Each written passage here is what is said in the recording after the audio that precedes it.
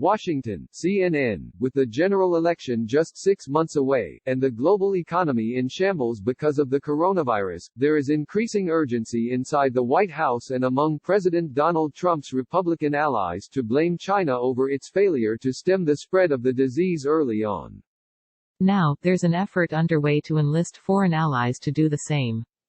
In recent weeks, Trump, along with several administration officials including Secretary of State Mike Pompeo and White House economic advisor Larry Kudlow, have spoken to dozens of foreign allies about ways to collectively address what the White House says was China's intentional effort to conceal the severity of the outbreak, according to two people with knowledge of the discussions.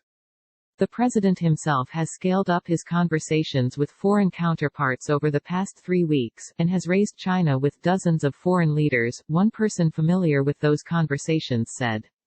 While many traditional U.S. allies remain wary of ratcheting up tensions with China, in speaking with Trump, some European leaders have expressed concern at how China handled the crisis, according to the person.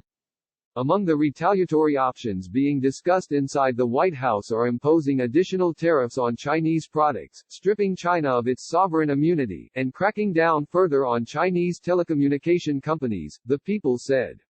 Officials emphasized that there is no imminent action expected. Among those pushing the president to take a harder line is Jared Kushner, Trump's top advisor and son-in-law. According to 3 people familiar with his thinking, Kushner believes that one way to energize the president's political base is by blasting China over its failure to stem the spread of the disease early on. The more you put this on China, the less you can say that we were slow on mobilizing, one person close to the White House said.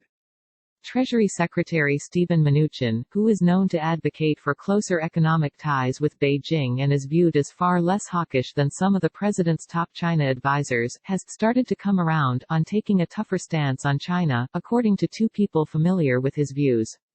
These people caution, however, that Mnuchin remains reluctant to take any actions that might damage the initial Phase 1 trade deal the Trump administration agreed to with China last year. Sources who spoke to CNN added that there has been a concerted effort to isolate trade discussions from the current political tensions so as not to damage the work that's been done. Even in private, administration officials have been careful not to bash China for non-performance on agriculture purchases, which observers say is nowhere near the peak commitment levels they had agreed to, particularly where soybeans are concerned. China has taken some action with regard to their trade deal commitments on intellectual property, but overall it has been an uneven record on Phase 1, these people said, adding that neither side has even broached the subject of Phase 2 trade talks. Trump still wary of Xi. U.S. President Donald Trump shakes hands with China's President Xi Jinping during a press conference at the Great Hall of the People in Beijing on November 9, 2017. While Trump has ramped up his rhetoric against China recently, he has been careful not to criticize Chinese President Xi Jinping directly, as he is wary of damaging a personal relationship. In conversations with several hawkish Senate Republicans who have encouraged Trump to turn his rhetoric on China into action, Trump has at times wavered, one Senate GOP source said. He still has a soft spot for Xi, the source said. A source close to the White House put it another way, he's scared less. Xi scares him. Just as at other turns in his trade war with China, some of Trump's business friends have warned him that taking action against China could hurt the U.S. stock market, 2 sources close to the White House told CNN. Still, there are reasons it might make sense politically for Trump to target China. A Pew Research poll last month showed that 2/3 of Americans have an unfavorable view of China. That data was bolstered by internal polling conducted by the Republican National Committee that showed similarly negative views on China among voters in several key battleground states, a source familiar with the polling said. The White House and Treasury Department didn't immediately respond to a request for comment. The State Department declined to comment. On Sunday, Trump publicly acknowledged that he believes the outbreak, while covered up by China, was the result of a mistake. My opinion is they made a mistake. They tried to cover it, they tried to put it out. It's like a fire, Trump said in an interview with Fox News. You know, it's really like trying to put out a fire. They couldn't put out the fire. The president added that his administration was putting together a report on the outbreak that will be very conclusive.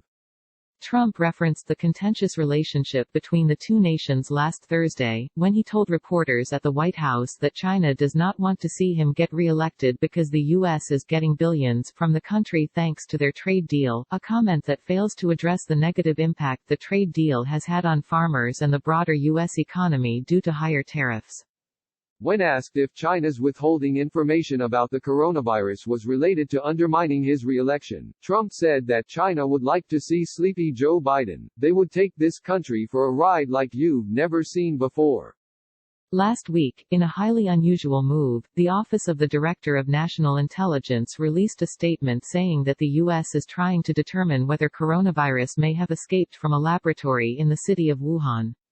The statement said that the intelligence agencies agree, with broad scientific consensus, that COVID-19 was not man-made or genetically modified. It added that it would continue to evaluate emerging information and intelligence to determine whether the outbreak began through contact with infected animals or if it was the result of an accident at the lab in Wuhan.